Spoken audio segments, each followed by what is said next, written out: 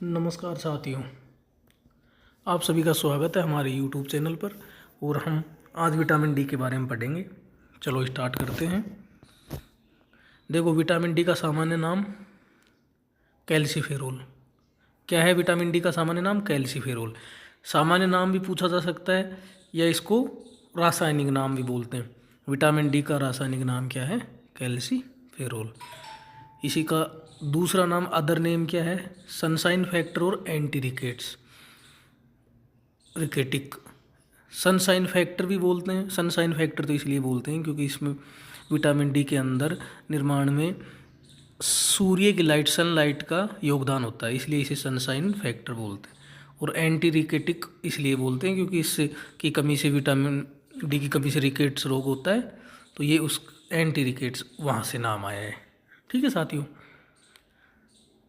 तो vitamin D का सामान्य नाम या रासायनिक नाम कैल्सीफेरोल है।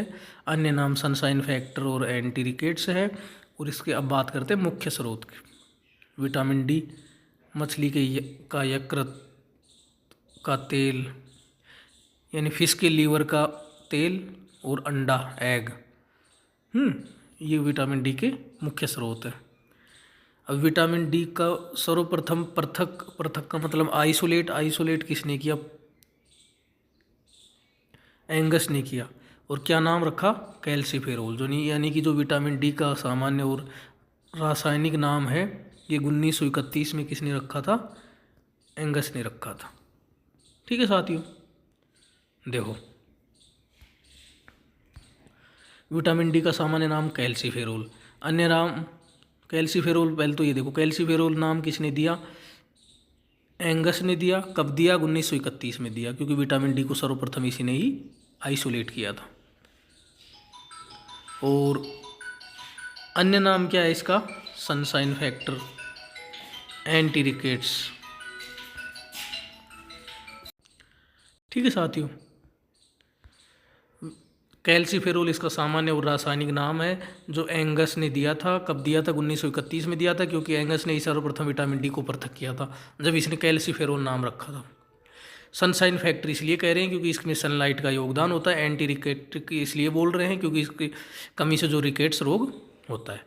इसके मुख्य स्रोत की बात करें तो मछली के लीवर का तेल है और एग है, अंडा है। ठीक है साथियों, चलो आगे बढ़ते हैं। देखो,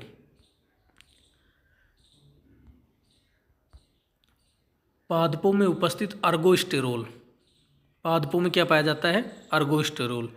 सूर्य की प्रकाश की उपस्थिति में अर्गोकैल्सीफेरोल बनाता है। देखो, हम क्या बोल रहे हैं? विटामिन डी का सामान्य नाम या रासायनिक नाम क्या बोल रहे हैं? कैल्सीफेरोल बोल रहे हैं। और अर्गोस्टेरोल ये कहाँ से आया? पादपों से आया।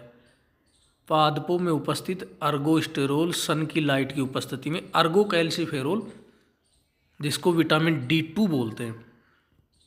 ठीक है, विटामिन D2 बनाता है, जो विटामिन डी के लिए प्रोविटामिन का कार्य करता है। देखो, अब इसको हम याद करते हैं, रिकवर करते हैं। एक छोटा सा बिंदु यहाँ पर, विटामिन ए जो पादप स्रोत थे वहाँ से क्या मिल रहा था? कैरोटीन मिल रहा था। और हमने विटामिन ए का कैरोटीन क्या था? प्रोविटामिन था।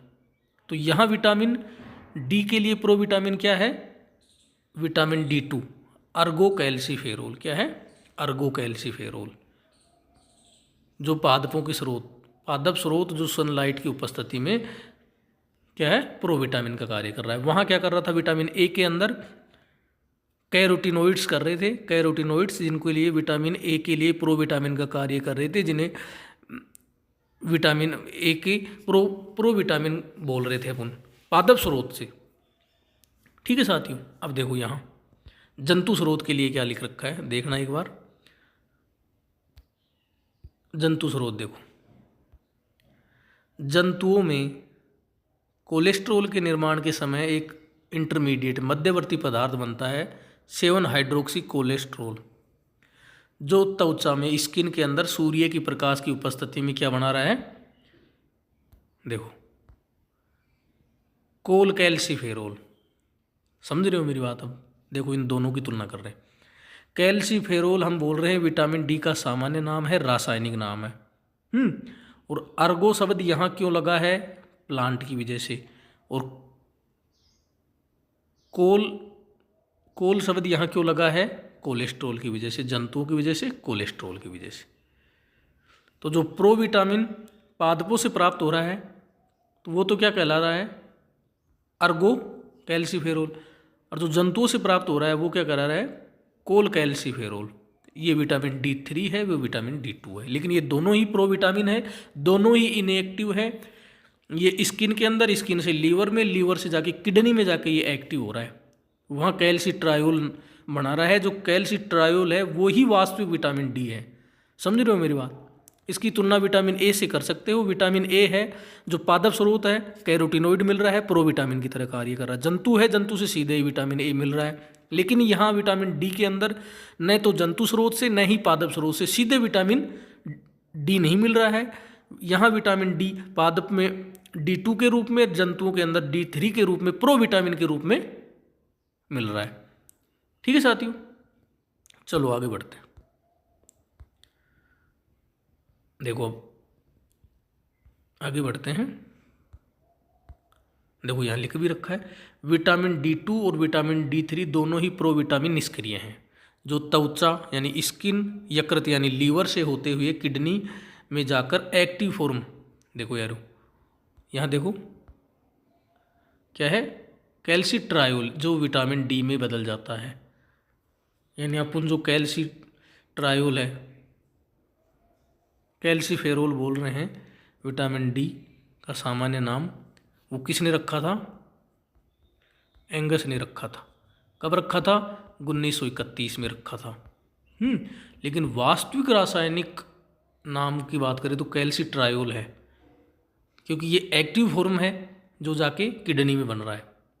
ठीक है साथियों, लेकिन कैल्सीफेरोल नाम प्रचलित है, तो कैल्सीफेरोल ही सामान्य नाम विटामिन डी का है, रासायनिक नाम कैल्सीफेरोल है। तो अब देखो आगे देखो, विटामिन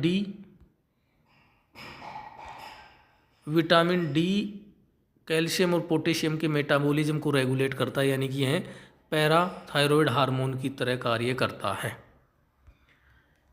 जब हार्मोन पढ़ेंगे, एंडोक्राइन ग्लैंड पढ़ेंगे, जब ये पैराथायरॉयड हार्मोन और ये ग्लैंड के बारे में बता देंगे। वहीं कैल्शियम और पोटेशियम का मेटाबॉलिज्म, ट्रांसपोर्ट भी थोड़ा बहुत तो यहाँ भी बताएंगे। ठीक है साथियों, तो देखो अब क्विक रिवीजन करो एक बार दोबारा से।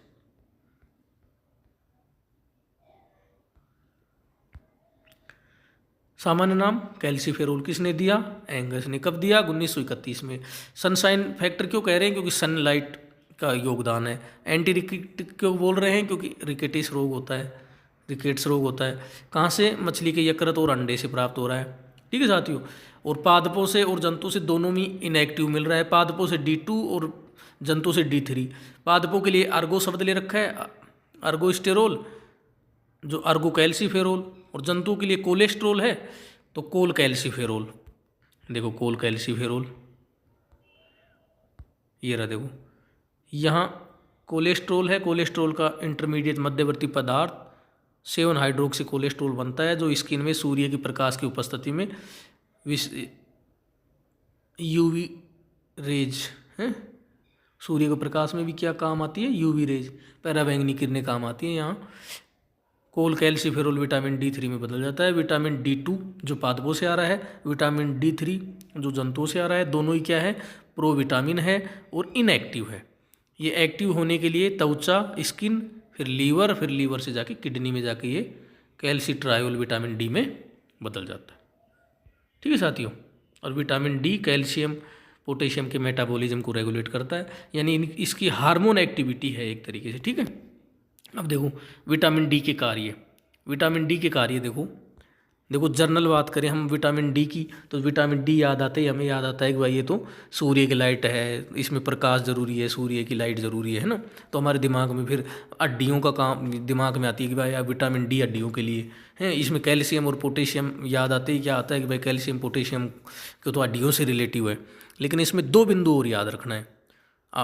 जनरल साइंस में तो हम विटामिन डी के बारे में सबसे पहले कैल्सीफेरोल, विटामिन डी का सामान्य नाम, रासायनिक नाम, और विटामिन डी है इससे होने वाले रोग जैसे रिकेट्स। और विटामिन डी है, इसमें मेन बात ये है कि भाई हड्डियों के लिए ज़रूरी है। लेकिन जैसे रीट हो गई, सेकंड ग्रेड हो गई, फर्स्ट ग्रेड हो गई, जो भी साइंस से दे रहा है ना, उसके लिए ये तीनों ही बिंदु महत्वपूर्ण है, तीनों आ सकता है कि विटामिन डी के जैविक कार्य। तो इसमें सबसे पहले तो अपने को याद रखना है, एक तो बोन जो हड्डी है, उसके बाद में इंटेस्टाइन, जो इंटेस्टाइन यानी कि जो आंत है, ठीक है साथियों, और उसके अलावा एक किडनी। तो विटामिन डी कहाँ काम कर रही है, 3 इसके टारगेट साइट है, ये याद रखना है अपने को, मुख्य बिंदु। ये क्वेश्चन अगर सेकंड ग्रेड फर्स्ट ग्रेड में भी आ गया तो ज़्यादातर तुरंत क्या बोलेंगे, विटामिन डी हड्डी से रिलेटिव होगा और हड्डी ही करेंगे। जैसे हम एक क्वेश्चन की बात करें, विटामिन डी के लिए टारगेट अंग है, पहला ऑप्शन आ जाए जैसे बोन हड्डी, दूसरा ऑप्शन आ जाए जैसे किडनी, किडनी का क्या हो गया वक्रक हिंदी में, और उसके बाद में इंटेस्टाइन आंत। अब ज़्यादातर किस में जाएंगी, बोन आते ही बोन में पहले ऑप्शन में ही निकल लेंगे, लेकिन इसमें उपरोक्त सभी आएगा आल, क्योंकि विटामिन डी है। विटामिन डी 3 मुख्य टारगेट है, साइट है विटामिन डी की, जो हमें याद रखनी है, विशेषकर फर्स्ट ग्रेड और सेकंड ग्रेड के लिए तो बहुत इंपॉर्टेंट है। रीट में भी पूछा जा सकता है साइंस वालों के लिए, जनरल साइंस में नहीं पूछा जाएगा ये कि विटामिन डी के टारगेट क्या है, याद रखना बोन है, इंटेस्टाइन है और किडनी है। अब देखो यही यहाँ इनके जैविक कार्य हैं, इसी पे तीनों टारगेट सेल है, टारगेट ऑर्गन है ये। देखो अब बात करें, जब विटामिन डी है हड्डियों में तो क्या करेगा, कैल्शियम है, कैल्शियम का जमाव करवाएगा हड्डियों में, जिससे हड्डियाँ मजबूत होंगी, हड्डियों का निर्माण होगा। यानी मुख्य रूप से हड्डियों के निर्माण में कैल्शियम चाहिए, और कैल्शियम के लिए विटामिन डी चाहिए। यानी विटामिन डी का एक अनिवार्य है, ये एसेंशियल है, हड्डी बोन फॉर्मेशन में अनिवार्य है विटामिन डी, ठीक है साथियों। देखो कैल्शियम फास्फेट के रूप में हड्डियों में जमाव कराता है, कैल्शियम फास्फेट के रूप में डिपोजिशन करवाता है, ठीक है साथियों। और आंत में इंटेस्टाइन में कैल्शियम और फास्फेट के अवशोषण को बढ़ाता है। वह हम कुछ भी खा रहे हैं, खाद्य पदार्थ, पेय पदार्थ, जो भी हम डाइट ग्रहण कर रहे हैं उसमें कैल्शियम और फास्फेट है, उसके अवशोषण को, उसके एब्जॉर्प्शन को कौन बढ़ा रहा है, विटामिन डी, ठीक है साथियों। और देखो तीसरा बिंदु, देखो इसमें विटामिन डी किडनी से कैल्शियम और फास्फेट के उत्सर्जन को कम करता है और उनके पुनर्अवशोषण में भी सहायक होता है। ये तीनों बिंदु हैं विटामिन डी के जैविक कार्य हैं, मुख्यतः तीनों बिंदु याद रखने हैं, फर्स्ट ग्रेड और सेकंड ग्रेड वालों के लिए बहुत इंपॉर्टेंट है। भाई हड्डियों पे तो क्या करेगा, हड्डी के निर्माण में सहायक है, हड्डियों के निर्माण में, बोन फॉर्मेशन में, और कैल्शियम फास्फेट के रूप में हड्डियों में डिपोजिशन करवा रहा है। इंटेस्टाइन से कैल्शियम और फास्फेट के अवशोषण को बढ़ा रहा है, एब्जॉर्प्शन को बढ़ा रहा है। और किडनी में क्या कर रहा है, कैल्शियम और फॉस्फेट, जो हम यूरिन फिल्टर हो रहा है किडनी से, यूरिन एक्सक्रेट हो रहा है, तो उस यूरिन में एक्सक्रेशन फॉस्फेट और कैल्शियम के एक्सक्रेशन को इंक्रीज करता है, डिक्रीज करता है, कम करता है, ठीक है, और उसके पुनर्अवशोषण को बढ़ाता है। पुनर्अवशोषण बढ़ाएगा यानी वापस ले लो कैल्शियम और फॉस्फेट, ठीक है साथियों। चलो अब बात करते हैं विटामिन डी की कमी से होने वाले रोग। कमी से, देखो विटामिन डी की कमी से विटामिन डी कम हो रहा है, विटामिन डी की कमी से होने वाले रोग। देखो अब सबसे पहले तो तुरंत देखो विटामिन डी हमें क्या कर देते, 3 टारगेट सेल है, एक तो बोन, एक इंटेस्टाइन और एक किडनी। तो कमी होगी या अधिकता होगी तो इन पे तो फर्क पड़ेगा ही पड़ेगा। तो देखो रिकेट्स है जो विटामिन डी की कमी से होने वाला रोग है, ये बच्चों में होता है। इसमें क्या होता है कि बच्चे हैं तो बच्चों के अंदर विटामिन डी की कमी कारण जो कैल्शियम और पोटेशियम की पूर्ति नहीं होती, जिससे हड्डियाँ नरम हो जाती हैं, लचीली हो जाती हैं। और बच्चों के अंदर दांत के निर्माण में देरी होती है, दांतों के निर्माण में, डिले इन टीथ फॉर्मेशन। और वजन सहन करने वाली जो हड्डियां हैं वो धनुष आकार में मुड़ जाती हैं। The weight bearing bones are bend to form bow legs. Rickets रोग है, देखो विटामिन डी की कमी से होने वाला रोग है। किस में होता है? बच्चों में होता है। विटामिन डी की कमी से कारण कैल्शियम और फॉस्फेट की, पोटेशियम की पूर्ति नहीं होती, पूर्ति नहीं हो रही, तो इसके कारण से हड्डियाँ क्या हो गई? नरम हो गई, लचीली हो गई। हड्डियाँ नरम और लचीली हो गई, सॉफ्ट लेवल बोन्स हो गई। दांतों का निर्माण में देरी हो रही है, वजन सहन करने वाली हड्डियाँ हैं वो धनुष का आकार में मुड़ रही है। ये रिकेट्स रोग है। अब देखो साथियों, दूसरा है ओस्टियोमलेशिया। अब इसको बोल रहे हैं वेस्क रिकेट्स, यानी अडल्ट वाला रिकेट्स। वो किस में हो रहा था? बच्चों में। ये अडल्ट में हो रहा है। तो देखो वहाँ तो खनिज लवण है, यानी कैल्शियम और पोटेशियम की पूर्ति नहीं हो रही थी। अब हम ये तो जानते ही हैं, अगर अडल्ट है तो उसमें हड्डियों का निर्माण भी हो गया। हड्डियों का निर्माण हो गया तो उसमें हड्डियों में कैल्शियम पोटेशियम प्रेजेंट भी है। तो उसकी कमी से तो देखो पूर्ति वाली तो बात रहेगी नहीं, विटामिन डी की कमी हो रही है तो। क्यों? उनके अंदर तो कैल्शियम और पोटेशियम ऑलरेडी है अडल्ट में। तो अब देखो विटामिन डी की कमी से खनिज लवणों की कमी हो जाएगी। वहाँ हम क्या कह रहे थे? पूर्ति नहीं हो रही, पूर्ति नहीं हो रही, डिपोजिशन वो नहीं हो रहा, हड्डियों का निर्माण नहीं हो रहा ठीक तरीके से। लेकिन यहाँ कमी हो रही है विटामिन डी की, खनिजों की। क्यों हो रही है? क्योंकि विटामिन डी की कमी से अडल्ट के अंदर डीमिनरलाइजेशन हो जाता है। कमी से ज़्यादा इसे क्या बोले? डीमिनरलाइजेशन, यानी मिनरल्स हैं जो हड्डियों से बाहर निकल रहे हैं, कैल्शियम और पोटेशियम, डीमिनरलाइजेशन है ना ओस्टियोमलेशिया के अंदर। इसकी वजह से हड्डियों के फ्रैक्चर होने की संभावना बढ़ जाती है। हड्डियाँ कमज़ोर हो रही हैं तो फ्रैक्चर होने की संभावना बढ़ जाती है। ये किस में हो रहा है? वेस्क में हो रहा है, अडल्ट में, अडल्ट रिकेट्स में। ठीक है साथियों। अब देखो तीसरा रोग क्या है? Renal rickets. देखो नाम से ही फर्क पड़ रहा है, रीनल का मतलब किडनी, रीनल यानी कि इसमें किडनी प्रभावित होगी। इसका दूसरा नाम भी दे रहा है रीनल ओस्टियोडिस्ट्रोफी, ओस्टियोडिस्ट्रोफी। तो ये किडनी से संबंधित जो बीमारी है, किसी व्यक्ति को हो रही है किडनी से संबंधित बीमारी, तो उसमें हो सकता है ये। इस समय ये किडनी है कैल्सिट्रायोल बनाने में असक्षम होती है। समझ रहे हो मेरी बात? हमने क्या कहा था अभी? चाहे पादपों से आए चाहे जंतुओं से आए, विटामिन पादपों से आ रहा है तो विटामिन D2, जंतुओं से आ रहा है तो विटामिन D3।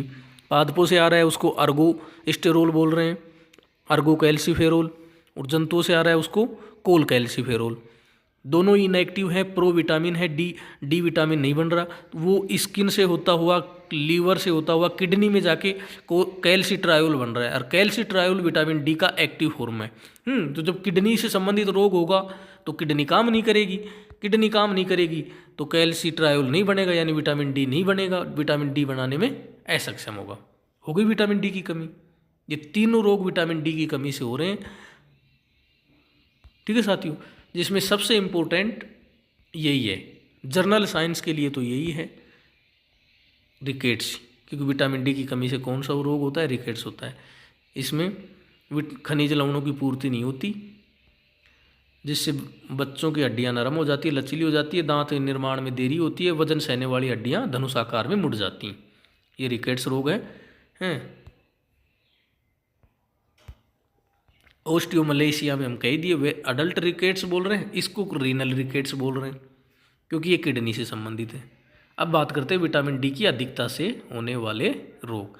देखो हमने विटामिन ए में भी अधिकता की बात की थी, क्योंकि ये विटामिन है, विटामिन ए हो चाहे विटामिन डी हो चाहे विटामिन के हो, तो ये क्या है? वसा में घुलनशील है, फैट सोल्यूबल है। फैट सोल्यूबल है तो इनका स्टोर हो सकता है। स्टोर कहाँ हो सकता है? लीवर में हो सकता है, कोई फैटी टिश्यू में हो सकता है। तो विटामिन डी का ज़्यादातर कहाँ स्टोर हो रहा है? लीवर के अंदर हो रहा है। विटामिन डी है ये ज़्यादा हो रहा है, हाइपर विटामिनोसिस हो रहा है। विटामिन डी की अधिकता, देखो विटामिन डी की अधिक मात्रा से शरीर के लिए नुकसानदायक है, टॉक्सिक है। ठीक है। विटामिन डी की अधिक मात्रा शरीर के लिए नुकसानदायक है। विटामिन डी की अधिकता के कारण खनिज लवण मिनरल्स हड्डियों से प्लाज्मा की ओर स्थानांतरित हो जाते हैं। Demineralisation of bone. वह विटामिन डी की अधिकता हो रही है तो हड्डियों से प्लाज्मा की ओर स्थानांतरित हो जाते हैं। यानी प्लाज्मा के अंदर क्या हो गया, अब जनरल बात यह आ गई कि विटामिन डी की निकल के क्या आ रहा है सारांश, विटामिन डी की अधिकता हो रही है तो प्लाज्मा के अंदर कैल्शियम मिनरल, यहाँ विटामिन डी से संबंधित मिनरल कौन से हैं, कैल्शियम है और पोटेशियम है, इन दोनों की मात्रा बढ़ रही है। देखो हमने पहले भी बात की थी, ये हड्डियों पे काम करेगा, ये हड्डियों वाली बात आ गई, किडनी पे काम करेगा और आंत पे काम करेगा। तो विटामिन डी की अधिकता हो रही है तो आंत पे भी काम करेगा। देखो आंत से कैल्शियम और अवशोषण बढ़ जाता है। हम पहले भी बोल रहे थे कि सामान्य काम क्या है विटामिन डी का, आंत से कैल्शियम और पोटेशियम का अवशोषण बढ़ाता है सामान्यतः। लेकिन अगर कैल्शियम विटामिन डी की अधिकता हो रही है तो अवशोषण और बढ़ा देगा तो ये भी कहाँ पहुँचा देगा कैल्शियम और पोटेशियम को, प्लाज्मा में। उधर से आ रहा है हड्डियों से भी मिनरल, कहाँ आ रहा है, प्लाज्मा में। यानी प्लाज्मा में कैल्शियम और पोटेशियम की मात्रा बहुत ज़्यादा हो जाती है हाइपर विटामिनोसिस, विटामिन डी की अधिकता की वजह से। देखो साथियों अब देखो इस प्रकार प्लाज्मा के अंदर कैल्शियम की मात्रा बढ़ जाती है, जिसे हाइपर कैल्शियमी कहते हैं, जिसके परिणाम स्वरूप जो सॉफ्ट टिश्यू है, नरम उत्तक सॉफ्ट टिश्यू है, उनमें कैल्शियम का जमाव हो जाता है। Deposition of calcium in soft tissues. जो नरम उत्तक है उनमें कैल्शियम का जमाव हो जाता है, जो हमारे शरीर के लिए टॉक्सिक है, हानिकारक है। और विटामिन डी की अधिकता है, हम बात कर रहे हैं किडनी पे भी काम करेगा, आंत पे भी करेगा, हड्डियों पे भी करेगा। इसका टारगेट तीनों ही है, अधिकता हो या कमी हो तीनों पे ही काम करेगा। तो किडनी में क्या हो जाता है, अधिकता होगी तो स्टोन, पथरी। ठीक है। अब विटामिन डी की अधिकता है, इसके नॉर्मल लक्षण जैसे विटामिन डी अधिक हो रहा है तो आप बात कर रहे हो तुरंत ही कि डीमिनरलाइजेशन हो रहा है हड्डियों के अंदर, यानी कैल्शियम और फॉस्फेट हड्डियों से प्लाज्मा के अंदर आ रहा है, यानी हड्डियों से कैल्शियम और फॉस्फेट हट रहा है तो हड्डियाँ थोड़ी वीक हो रही है, कमज़ोर हो रही है। तो वजन तो ऑटोमेटिक कम होगा, वजन कम होगा। और हम बात कर रहे हैं आंत से कैल्शियम और पोटेशियम का अवशोषण भी बढ़ा देता है। ठीक है साथियों, इसमें प्यास ज़्यादा लगती है और भूख कम लगती है। ये हाइपर विटामिनोसिस के लक्षण है, हाइपर विटामिनोसिस के लक्षण है। ठीक है साथियों, रिकेट्स के लक्षण हमने पढ़ ही लिए कि भाई इसमें दांत वगैरह देरी से आते हैं, हड्डियाँ लचीली हो जाती है, धनुषाकार हो जाती हैं।